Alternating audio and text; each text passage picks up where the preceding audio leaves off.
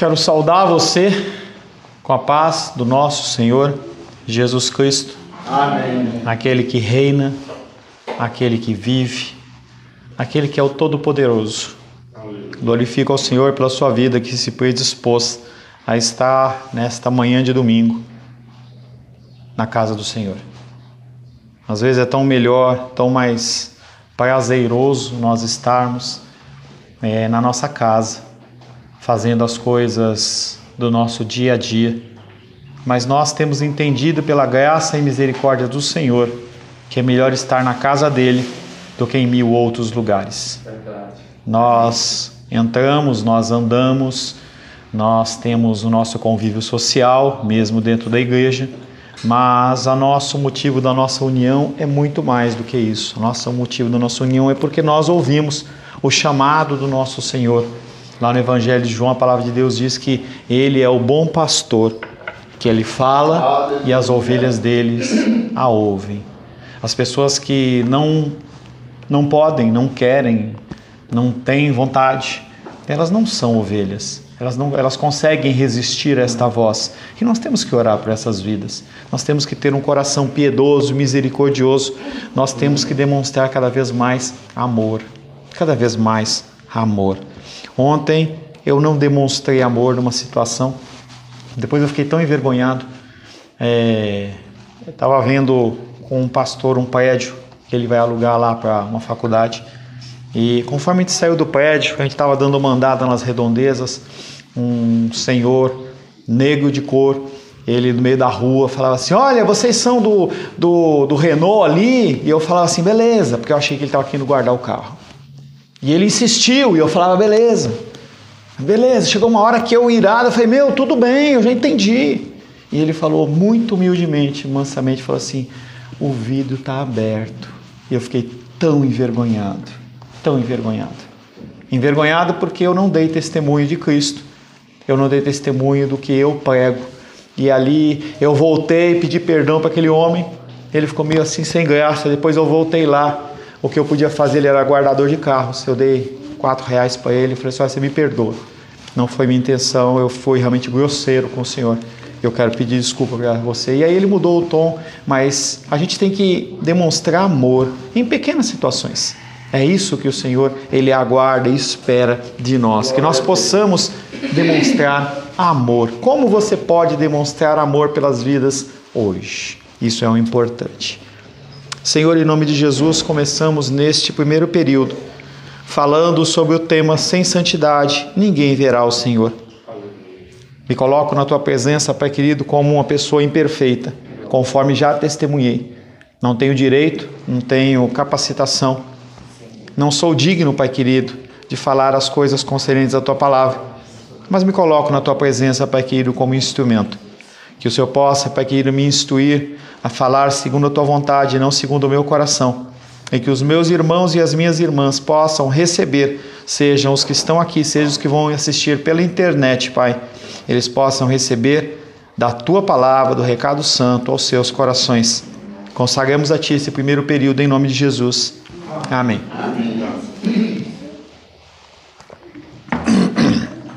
Semana passada, fazendo aquele breve resumo, nós falamos que Cristo, Ele é tudo na nossa justificação, quando se fala em passado, quando se fala em presente, quando se fala em futuro.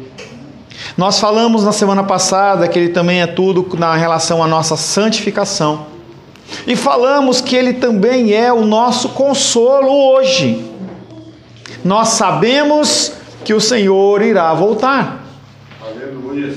Nós sabemos que nós vamos habitar com o Senhor nas mansões celestiais. Mas e hoje? E hoje com as nossas dificuldades de saúde? Hoje com as nossas dificuldades emocionais, as nossas dificuldades financeiras? Cristo também é tudo neste consolo presente. Amém. Uma alma salva, como a minha e como a sua, também passa por aflições e tristezas. Essa ideia de que as pessoas que são salvas não precisam, não, é tudo alegria, isso é uma mentira. Uma mentira das maiores possíveis.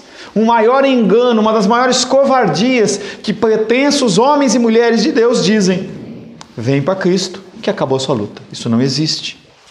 Nós temos um mundo para resistir, um lugar que convém preencher na vida, parentes não convertidos e com ideias diferentes.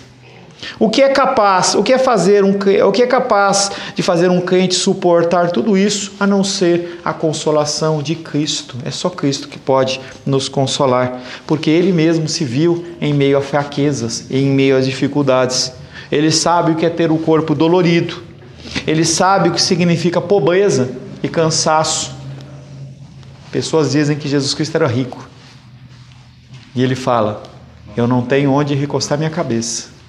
E outros pastores falam: não, Ele era marceneiro. Eu já vi isso, pregação.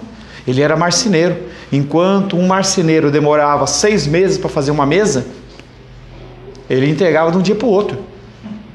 A pessoa chegava para ele e falava: eu quero uma mesa com 4 cadeiras. Para quando você pode me entregar? Para quando você quer?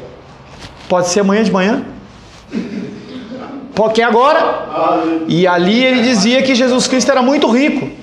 Inclusive ele tinha uma casa na praia, que era a casa de Cafarnaum. Bobeiras como essa, ignorâncias como essa, levam os cristãos a achar que a vida cristã é um mar de rosas, e ela não é, porque você é cristão e você sabe que não é um mar de rosas. Você sabe o que você padece. Você sabe as suas lutas, dificuldades, as madrugadas que você acorda, as noites sem sono. Você sabe. E você sabe também que você é um cristão. Então, essa mentira, quando você detectar ela, não receba, não receba. Jesus Cristo sabe o que significa pobreza e cansaço. Ele sabe o que é sofrer por causa da falta de gentileza dos familiares. Jesus Cristo, ele não era compreendido, Menízia.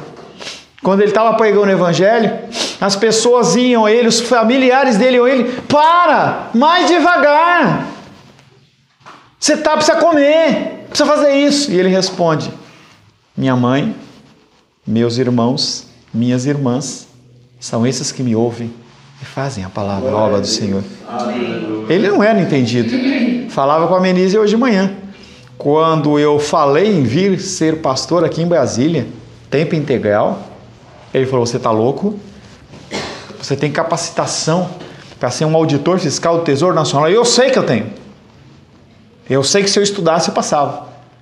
E você vai viver de esmola da igreja? Esse foi o quadro que foi vendido pelo meu familiar.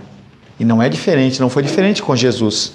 Somente Jesus nunca falha. Todos nos desapontam, menos Jesus Cristo. Ninguém fica desapontado com Jesus Cristo.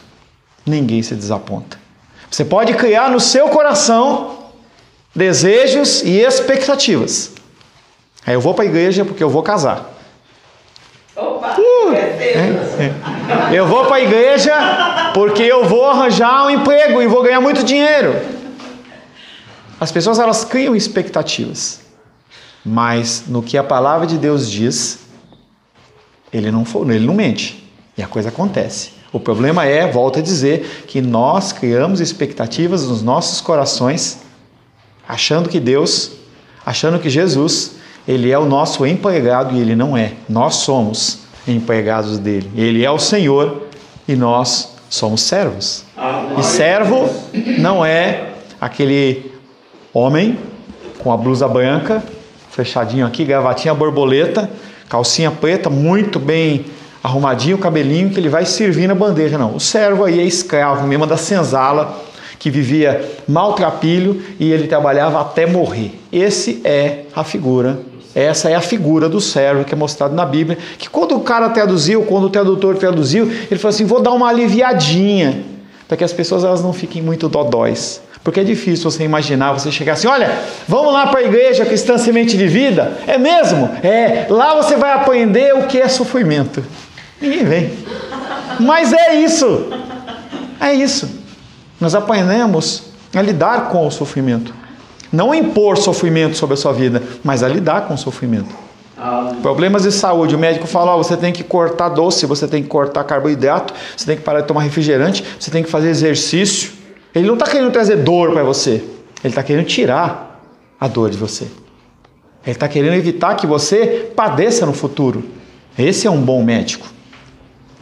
No dia de hoje, Cristo é tudo, também no que se refere ao consolo dado aos verdadeiros crentes na vida presente, e também o é nas esperanças relativas ao porvir.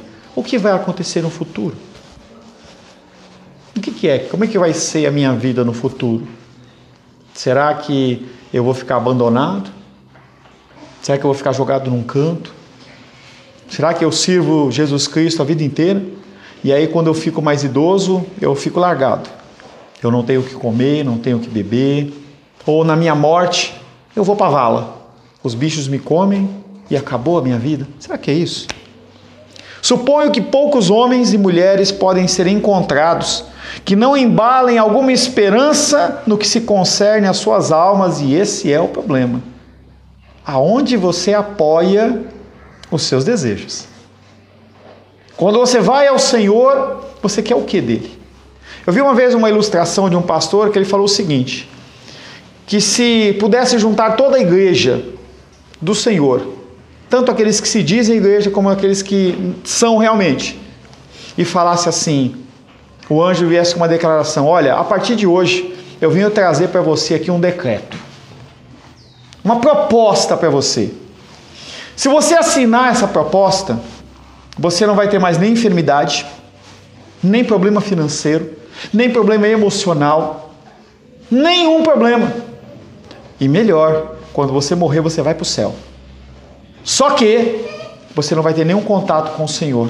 Você vai ficar numa região celestial separada, isso não existe, é só uma ideia, separado, e você não vai ter contato nenhum com Deus, mas sua vida aqui vai ser plena. E ele falava assim que a grande maioria, assina embaixo. Assina embaixo. Porque nós valorizamos muito mais a nossa vida terrena do que a eterna. Porém, as esperanças da vasta maioria das pessoas nada mais são do que vãs fantasias. Falava com uma mulher essa semana, que ela tem problema de casamento. E ela falava para mim assim, eu vou sair desse contexto aqui, porque eu não sou feliz. Eu estou ficando velha. Como fica? E aí eu deixei a pessoa falar. Falou, e eu falei, quem é você que se diz cristão, que se diz cristã, e acha que pode se eximir de sofrimentos, lutas e dificuldades? Quem é você? E aquela mulher ficou desconcertada. Eu falei mais uma meia hora a respeito disso. Nossas esperanças muitas vezes são fantasias que nós temos. Tais esperanças foram erguidas sem qualquer alicerce sólido. Palavra. Nós colocamos o carro na frente dos bois, tomamos as nossas decisões e depois nós corremos para o nosso Salvador. Me livra, Senhor! E não é assim que funciona. Nenhum ser humano vivo, exceto os reais filhos de Deus, crentes sinceros, que vão até as últimas consequências, pode apresentar uma explicação razoável da esperança que ele mantém, que leva a minha pessoa de sair de São Paulo com uma renda mais ou menos estável, com uma casa própria, familiares à volta, sair de lá para vir para cá. Como explicar isso? Como explicar decisões que você tem tomado na sua vida perante a sociedade? Se não, direção do Senhor. Quando Abraão ele recebe o recado, a direção de Deus, é uma decisão louca, em que ele sai do meio da família dele, da parentela dele, com todos os seus bens, e sai caminhando ao léu. É algo do tipo você ter um cargo de, sei lá, um alto cargo, diretor da Polícia Federal, ganhando 30, 40 mil reais, e alguém fala para você assim, olha, larga tudo e vai andar. E a pessoa pega e vai. Loucura. Loucura.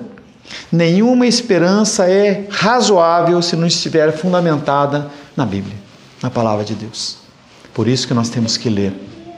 As pessoas que não leem a Bíblia, elas padecem. Cristãos de 5, 10, 15, 20, 30 anos que nunca leram a Bíblia de Gênesis e Apocalipse. Nunca leram.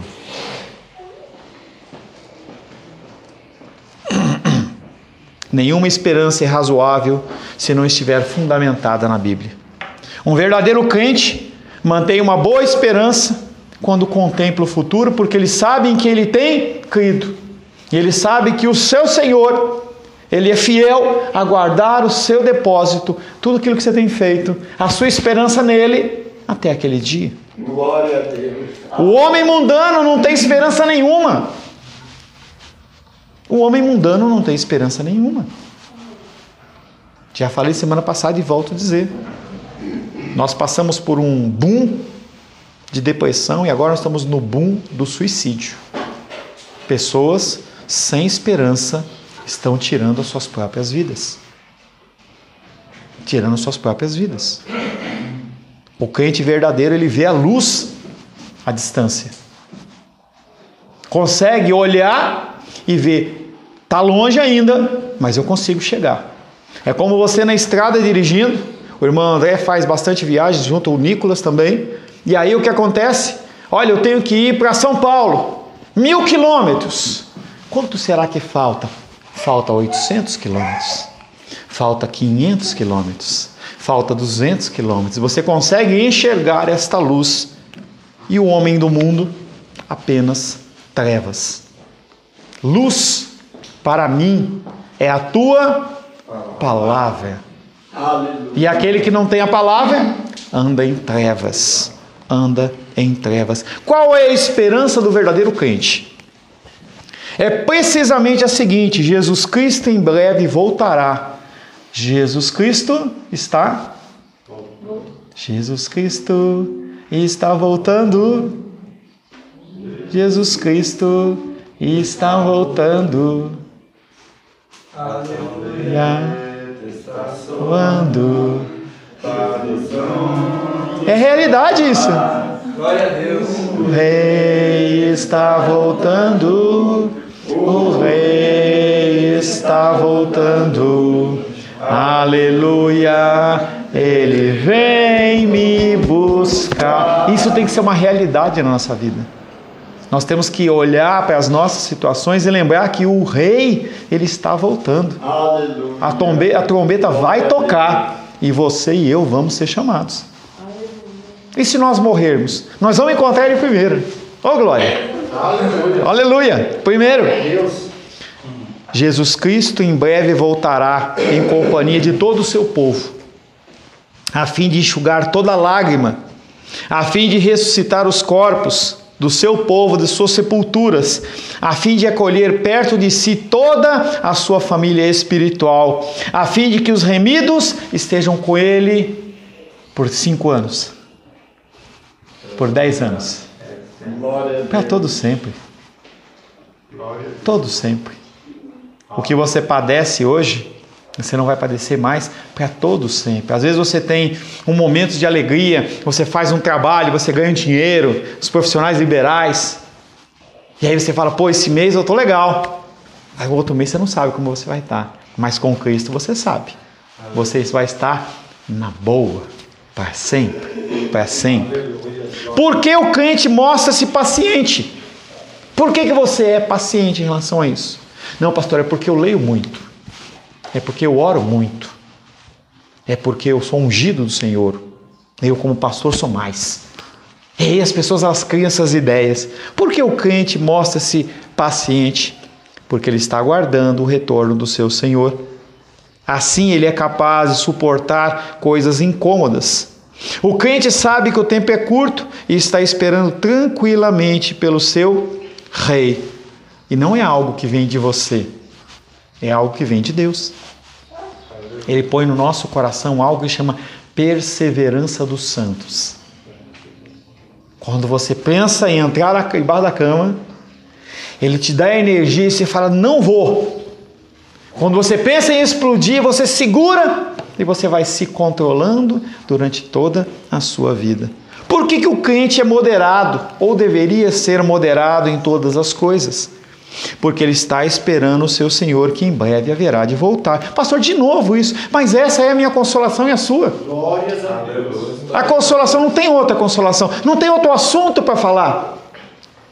Se você pensar nas palavras que nós trazemos na igreja de manhã, antes do intervalo, depois do intervalo, à noite, devocionais, tudo tem com um foco: Cristo na sua vida.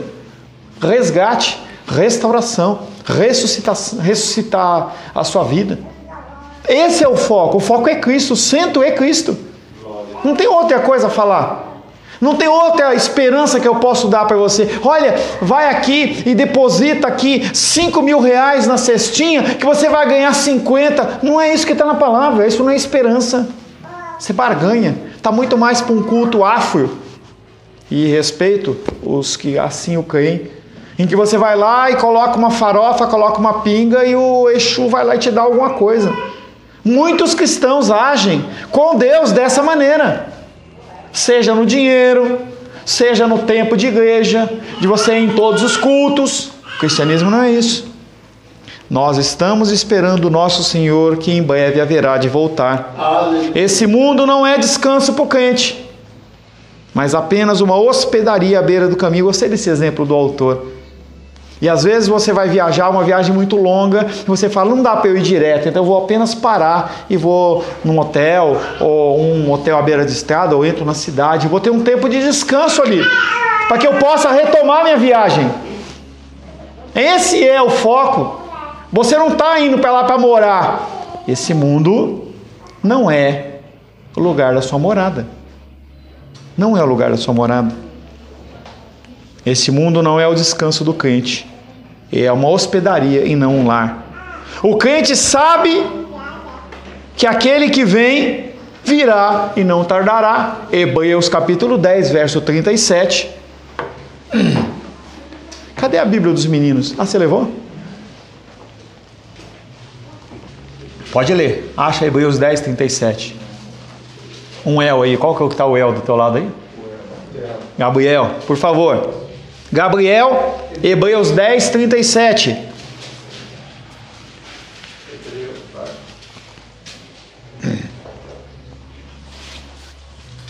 Por fim. O outro El achou. Então vai. Outro El. Rafael, lê aí. Hebreus 37. 10:37. Voz alta, hein? Porque ainda pouquinho de tempo é o que há de vir, e virá, e não tardará. De novo com calma. Porque ainda pouquinho de tempo, e o que há de vir, virá, e não tardará. Na minha versão, porque... Ah, desculpa. Acabou sim. Porque ainda dentro de pouco tempo, aquele que vem virá. Parece uma redundância. Parece que o autor, na hora de traduzir, ele falou assim, pô... Não, ele está vendo aquele que vem. Não é aquele que iria vir. Para os judeus, aquele que iria vir. Não, aquele que vem. Ele afirmou, né? Aquele que ele vem. Ele afirma 2 vezes. Virá. Ele virá. Está chegando. Mas faz 2000 anos. Faz mais de 2000 anos. Aquele que vem virá. A palavra de Deus diz que como um relâmpago corta do ocidente para o oriente, assim será a vinda do Filho do Homem. Vai vir, veio. Acabou. Você estava pronto? Ótimo. Não estava pronto? Ficou. Rápido. 2 no campo. Um vai, outro fica. 2 deitado. Um vai, outro fica. Misericórdia. Você está deitado na cama lá, procura o casado, né?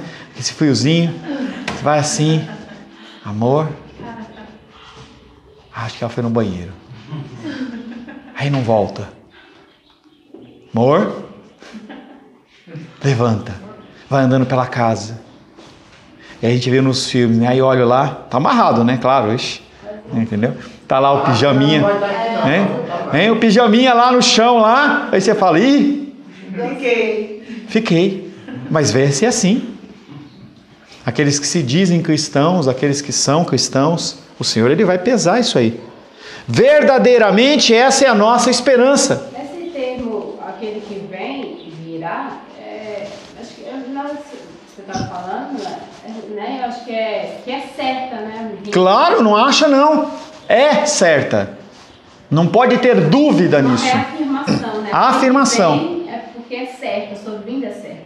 E aí ele confirma de novo, uma dizendo, virá. afirmação. Aquele que vem virá.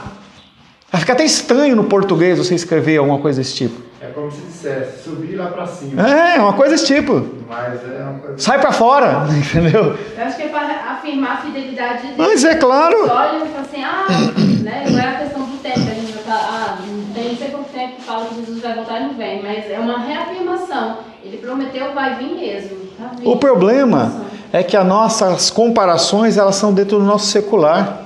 Então, quando a gente pensa das riquezas celestiais, a gente pensa hoje, dentro do nosso padrão de vida, eu conheço um pouquinho o padrão de vida de vocês, R$1 milhão na conta corrente. Oxe, isso é uma riqueza, mas para Deus não é nada. Deus é Deus do ouro e da prata. Não é nada. Quando se pensa em tempo, a nossa vida, a gente vê o irmão Cláudio com 88 anos, e fala assim, nossa, quantos anos já viveu? Para Deus não é nada. Não é nada. Quando a gente pensa no início da Bíblia, lá e vê, por exemplo, Matusalém, 1000 anos, você fala, 1000 anos? É ano, hein? É ano. Conheceu o neto, bisneto, tataraneto, não sei quantos netos o cara encontrou. Mas para ele não é nada. Tito, capítulo 2, verso 13.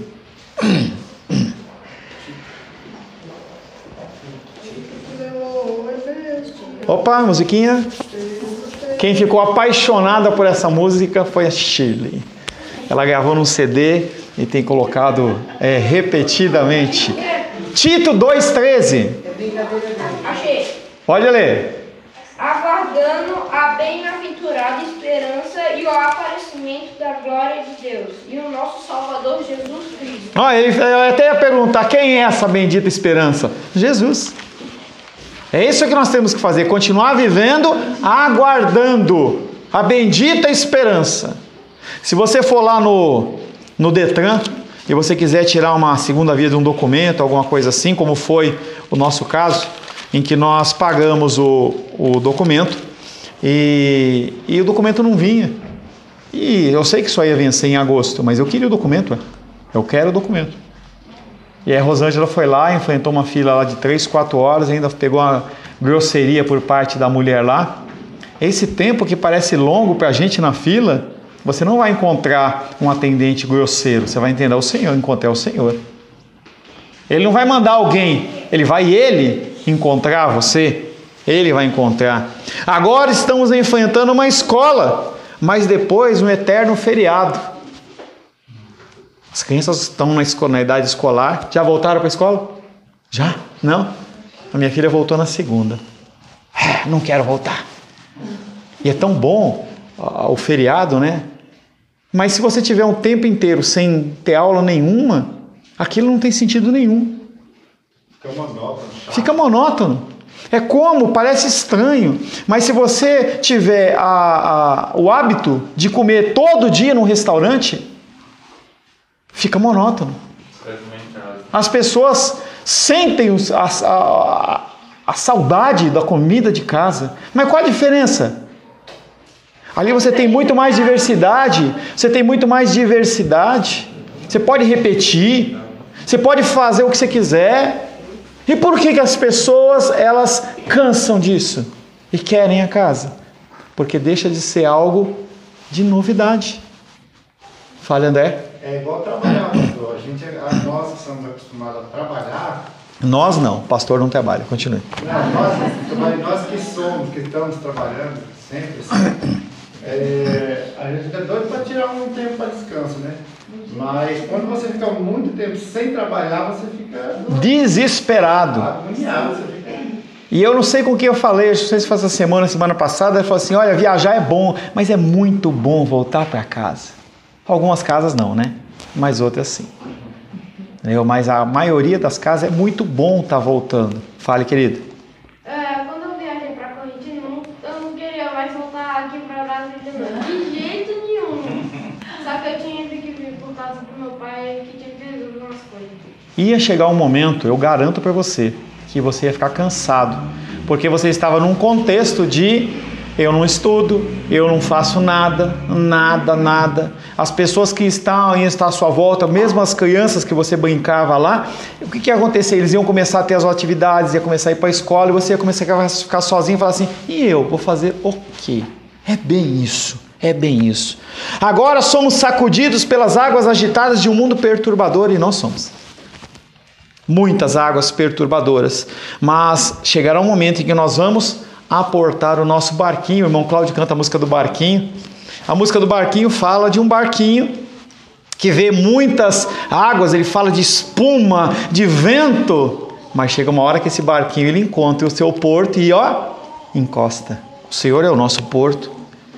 Agora é o tempo da semeadura, agora é o tempo de espalhar, mas então haverá o tempo de recolher. Agora é o tempo da semeadura, mas então será o tempo de colheita. Agora é o tempo de trabalhar, não se preocupem com a Helena, deixa ela lá, presta atenção aqui. Agora é o tempo de trabalhar, mas então será o tempo de recebermos os galardões. Tudo que você viveu aqui, porque Ele é fiel e justo para guardar o seu depósito. E Ele vai pagar o teu depósito, Nem pensamento humano pensou, nem olhos humanos viram, nem ouvidos humanos ouviram o que Deus tem preparado ao que são seus. Glória a Deus. Claro que nós não vivemos por isso, com essa motivação, mas é isso que vai nos esperar. É isso que nós vamos esperar. Agora, cruz. Agora cruz. Depois, coroa. Cruz hoje, depois, coroa. Glória a Deus. As pessoas referem-se às suas expectativas e esperanças neste mundo, mas dificilmente embalam sólidas expectativas no tocante às coisas eternas. Quando a gente cria os nossos filhos, a gente quer que eles estudem, querem que eles trabalhem, querem que eles constituam família, que eles tenham renda, que tenham uma casa própria, e tudo isso é bom, não tem nada de pecaminoso em relação a isso. Mas não é o objetivo principal.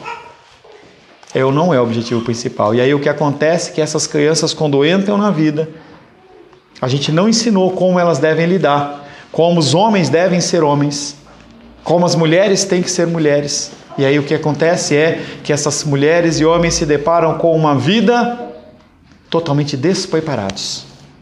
É a mesma coisa que pegar você agora e falar assim, agora você vai fazer uma prova, fora Shirley, prova da OAB. Coloca a pessoa e coloca na prova na frente dela e fala assim, resolve. Ou você acerta 70%, não sei qual que é a média, 70%? Quanto que é a média para passar? 7, que digamos. Se você não tirar 7, você vai morrer. E a pessoa fica ali, e agora? O que eu faço? É assim que nós fazemos com os nossos filhos. É assim que nós fazemos com nossos filhos. É assim que eu faço com a Luísa. É assim que o Felipe e a Rayane fazem com a Helena. É assim que a Esther faz com o Daniel e vai fazer com a Emanuele. Porque nós somos pecadores. Agora, a graça do Senhor, Ele entra nesse contexto para mudar essa situação. Para que você possa ser um pouquinho melhor. As pessoas elas possam ser um pouquinho menos desamparadas. Porque se nós formos entregues aos nossos próprios corações, nós estaremos perdidos. No entanto, todas as pessoas deveriam dizer, Salmos 62, 5. Salmos 62, verso 5. Quem não leu, por favor. 62, 5. Salmos 62, verso 5. Ó minha alma, espera somente em Deus, porque dele vem a minha esperança. O salmista Davi, no meio daquele contexto de lutas, dificuldades e perseguições, ele não vê saída e ele fala para a alma dele, ele fala consigo mesmo. Ele fala, na minha versão, 62:5, somente em Deus, ó minha alma, espera silenciosa, porque dele vem a minha esperança. Ele fala para si mesmo, não adianta você querer confiar que Saul vai mudar, não.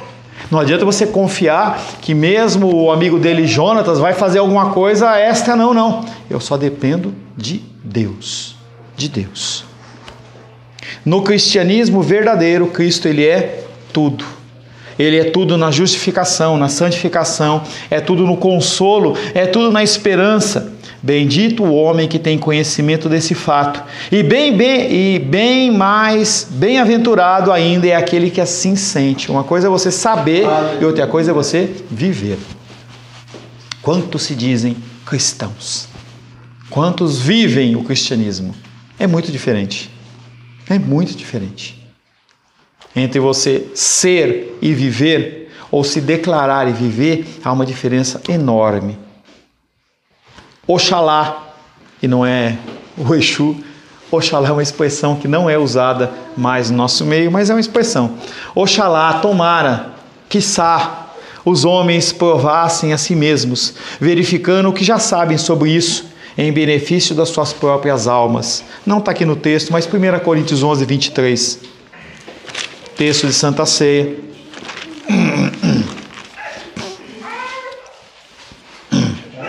11:23, eu que vou ler. Apóstolo Paulo está dando instrução de como proceder na Santa Ceia. Um texto que a gente lê todo mês, quando a gente vai ministrar a Santa Ceia. Eu não tenho como dizer, você pode tomar Santa Ceia ou você não pode tomar Santa Ceia. Olha, pelo que eu estou olhando, você não pode. Pelo que eu estou olhando, você pode. Mas o Senhor, Ele fala em 1 Coríntios 11, versos 27. Por isso, aquele que comer o pão ou beber o cálice do Senhor, indignamente, será réu do corpo e do sangue do Senhor. Apóstolo Paulo fala, cuidado, pisca-alerta, amarelo, ó. Verso 28. Examine-se, pois, o homem a si mesmo, e assim coma do pão e beba do cálice. Ele fala assim, olha para dentro, vê como está a sua vida, vê as suas dificuldades, vê o seu falar, vê o seu agir. Enquanto está ouvindo parte da cerimônia da Santa Ceia, abaixa sua cabeça e pensa. Mas isso não é uma coisa para se fazer uma vez por mês, é fazer todo dia. Em que você vai verificar se a sua situação ela está conforme ou não está conforme. Esse termo é um termo industrial, em que você, quando vê um produto que ele está sendo produzido dentro de uma linha de produção, esse produto é conforme. Conforme o quê? Normas, leis. Quais são as normas e leis nossas? A palavra de Deus. Feche seus olhos. Senhor, em nome de Jesus, queremos glorificar, exaltar e bendizer o Teu nome. Por mais este ensino, em que nós meditamos, Pai querido, sobre a pessoa de Cristo, também nas nossas expectativas do presente. Nós te louvamos, Pai querido, porque a cada dia que passa, nós podemos ser capacitados a parecer mais com o Senhor, através do Teu ensinamento, através do Teu conhecimento. Nós te louvamos e pedimos que o Senhor possa nos abençoar, para que nós possamos pôr em prática tudo que nós ouvimos, que realmente procede do Senhor. Em nome de Jesus. Amém.